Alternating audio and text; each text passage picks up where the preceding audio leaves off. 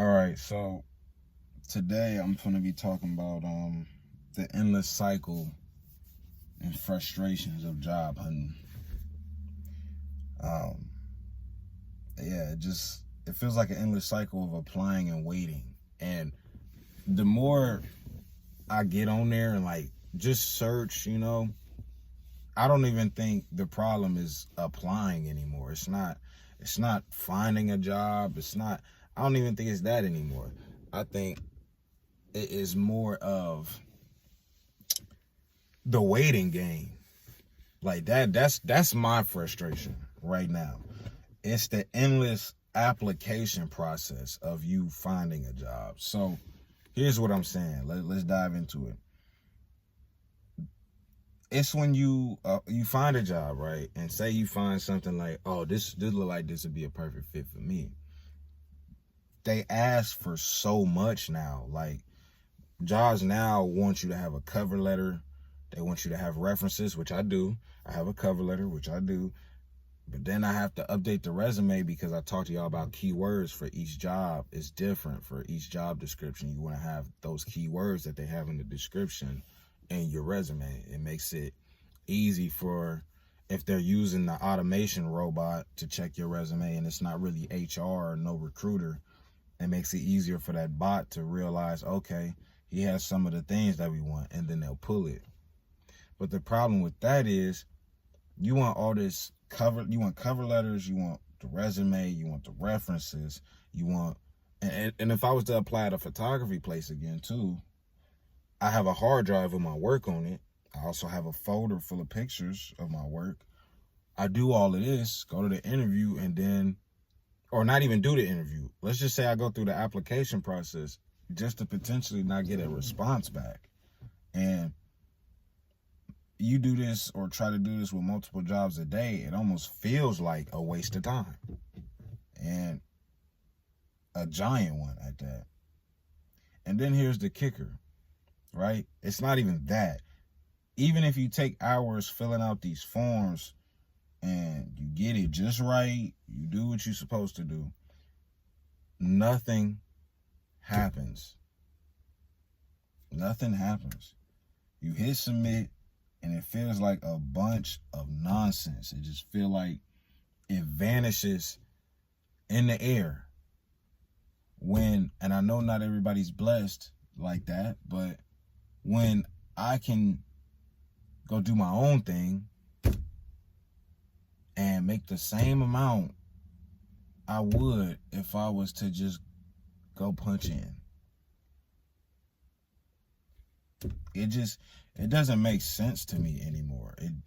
The job market just doesn't make sense to me anymore. It doesn't. It doesn't. Entrepreneurship just seems like the better route. It really does. And here's my other frustration. Yesterday I talked about, locks, right? My other frustration is, okay, if I get rejected, cool. That's fine. But my thing is, when I get rejected, you should give me some type of feedback. And this is just me. I feel like I should get some type of feedback on why I was not a good fit, Give me some type of reason. Don't tell me we went with other candidates and then I still see the job up. It's a lie. You get what I'm saying? And that's why I spoke about that video. I spoke about these the other day because that happened to me, and then I still see the job posting up. So you never hired anybody. You just didn't want to hire me because of what? And the only thing I could think of, it was these. And granted, I'm a great worker. Work ethic, impeccable, as you can tell. I mean, I work really hard. Yeah, so that was my take on that. I think jobs need to do more feedback on things like that if you don't get the job. The ghosting is another thing to tie in with this one. Feedback and ghosting. Why do jobs kind of lead you up to the point where you think you got it, and then nothing. Nothing. I don't understand that. Most of the time you don't hear back at all, and it's like you've been forgotten. They just leave you hanging, or they email you back and forth like they did me. And if you haven't seen that video, you might want to go watch it. But I'm literally emailing the chick, like going back and forth, about to go take the drug test. No, I'm gonna pass that. I don't smoke or drink. I'm finna pass that. No, I'm gonna pass the background check. I'm cool. I'm in there. Great money. I'm in there. And then nothing. And then nothing. The job hunting is really starting to feel like a toxic relationship. And like no bullcrap. Like it's really starting to feel like that. I've been in so many situations where I was overly confident I had it and did nothing. Now, my other thing is the amount of applications that you put in. You get what I'm saying? Like, oh, it's dying. Sorry about that, y'all. But the amount of applications you put in a day, like on a good day, you could be at like 40. And it sounds brutal, but you put in all these applications, and at some point it's like, what are you doing anymore? Like you start, it's hard to keep your faith that somebody gonna call back. When a day you putting in 30 a day, it's 7 days in a week. What's 30 times 7? And I know people that put in more a day and don't get nothing back. Or you do get a call back, the interview you think is going good, and then nothing. You start asking yourself, am I ever going to get noticed? Like you start thinking like that, bro. You start thinking like that. I mean, I could be the perfect fit for this job, but there's just no way I'm going to stand out amongst 300 other people that didn't apply for this. You start thinking like that. Like, is it even a point of applying? 300 people already applied for this already. Every time you apply, you wonder, am I just wasting my time? Or is this going to be the one that I do get it? The odds feel like they just stacked. They stacked. And like I said, even if you do get an interview, you might think it went well, but for them, you was just another person they interviewed for the day. I don't know. There's, how can I say? There's a disconnection between job descriptions and their actual expectations. Like there's something that it's not connecting together when it comes to that. And I'm going to explain this because the disconnect between that, the job description, I should say, and what the hiring managers actually want, like the people who recruit you, the people who interview you. Have you ever applied for a job, right? For example, and I'm trying to figure out an example. And it was something you actually wanted, and it may be your dream role or something that you knew you were going to like. You read the job description and you think, yep, this me for sure. Because that's how I felt when I applied for the photography place. I felt it was me. And you get the interview, you think everything going well, until they start asking questions that make no sense. That should have been another red flag for myself, because suddenly you realize the job wasn't what it was described to be. Because that, and now that I'm talking about it, that definitely should have been, and I'm glad God moved me out that position, because that wasn't where I was supposed to be at anyway. Because going in there, they was asking questions that had nothing to do with what I was going to be doing. Now that I'm actually talking about it, that should have been a red flag too. Granted, I already knew it was these, but that was another thing.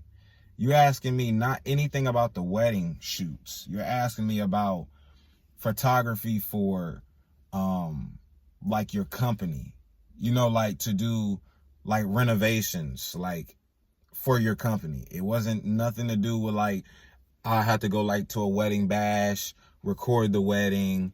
It was not, I should have knew then, but they said those will be incorporated. I should have known. I should have knew. That's crazy because I'm talking about it right now. But I want you to tell me your experience with a job that you may have interviewed with. I want to know, because I know everybody's situation is kind of different, and I like hearing stories like that, because so many people believe that, it's just easy for people to just get jobs like that. And granted, I wish it was, because you damned if you do and you damned if you don't. There's people that are qualified for positions, and then they get told they're overqualified for the position. What do they do then? Then there's people that are maybe underqualified, but they could fit the description, and they still don't get the job because you just don't meet the requirements. So how do you meet in the middle when it comes to these things? Where do you want me to be placed at? That's my question. Where should I, if I know too much, I still don't get it. But if I know too little, I still don't get it. Where you need to tell me where I need to fit into the equation at, which is why I tell people, I think it's just better off that you start your own business. I feel this way. I genuinely do, because you control everything. Like I control this. The only difference is it's just on a platform that I can't control. But the videos, I control. I post what I want. I control them. I make money because I control that. I can expand the amount of money that I make, not only just on YouTube, but I can make money on Instagram. I can make money on Facebook. I can make money on Snapchat. Like, I can expand my horizon when it comes to making money on social media. I don't have to just stick with YouTube. And I think a lot of people think I do, but I don't. This isn't my only means of income. I make money from BeatStars. That's my another online business that I have. I just use YouTube to post the beats on YouTube to gain traffic to go towards BeatStars. That's the only reason why I use YouTube. Granted, I make money from YouTube from the Beats channel, but it's not much. I get a check though, but I make more money on BeatStars than YouTube on that channel. Do you get what I'm saying? Like, I'm trying to move traffic to my business. Do you get what I'm saying? And I just think that's better. It's just better. And you just got to figure out your way of what works for you. That's the only thing. It takes a while for you to figure it out, but once you do, you got to attack. That's what you do. And there's an emotional type of side when it comes to finding a job. I don't know how many times I've applied to jobs and I just didn't, when I got something back, I think the email hurt way more than me applying. Why? Because I got a response, but the response wasn't what I was expecting. I was expecting to get it. That makes anybody want to crash out. You spend hours upon hours applying for jobs, because granted, job hunting is a job, full time. Most people don't have computers, right? Most people don't have, a MacBook, computer, Dell, and, computers that they can have to work on. For the longest, I had to go to the library. I had to get a library card and go to the library at 7 in the morning, 8 in the morning, from 8 to 10 or 11. You can only get like 2 or 3 hours on the computers, because then they switch to somebody else. They give your computer up. So it's not that much time, but I had to sacrifice getting up early to go to the library and go apply there. Most people aren't blessed enough to have their own computer. So they have to think outside the box and do stuff like that to still not get a job. Imagine that. And you have to pay for the card. Once you pay for the card, you get everything else for free. You just book a session for the computers. But you got to pay for the card. But how can I pay for the card if I have no money coming in? Do you get what I'm saying? I don't know. That self-doubt will start creeping in on you real slow. Before you know it, you start feeling defeated. I know. I want you to still keep faith that somebody gonna call. I want you to still keep applying, because that's what I did. A lot of people think I just became blessed to get 3 jobs. No, it didn't just happen like this overnight. That's why I talk about this. It didn't happen overnight.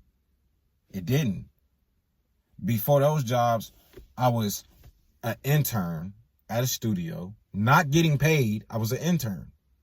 I was still getting out of school, interning, not getting paid nothing. How I made my money was making beats. That's how I made my money, on the side. And whenever people would come into the session, hey man, I make beats. Let me know if you need some. I'll sell you a bundle for $150. That's how I was getting my money, right? Off the internship. Still trying to find a job, right? And going back and forth to the library. I was working at Chick-fil-A. Not getting paid that much and interning. That's how I was paying off the car. Because I know there's a lot of new people, so y'all have to go way back to find that video. But yeah. And not till last year, like 2 years ago, is when things started to go up. You know what I'm saying? I finally got part-time into the studio. Okay, cool. Now I'm making money now. On top of me making beats. That's when I started the Beat Stars. Then I really started making money with the music. I'm like, cool. Now I'm cool on this side. But I need some more money because I still got debt. I finally got that first job at the warehouse. Cool. Finally. Now I'm making some money. I'm getting progression now. Boom. I got the second one like 2 months after that. Now I'm grinding. Then boom, a year later, YouTube start booming. Bam, now I'm doing that. You just got to keep faith. Don't ever lose sight of the vision. Don't ever lose sight of the destination. Everything is up to you. I want you to keep faith. Please. Please. Because your situation can change, but it won't change when you stop. When you stop, that's it. Things can change if you keep going.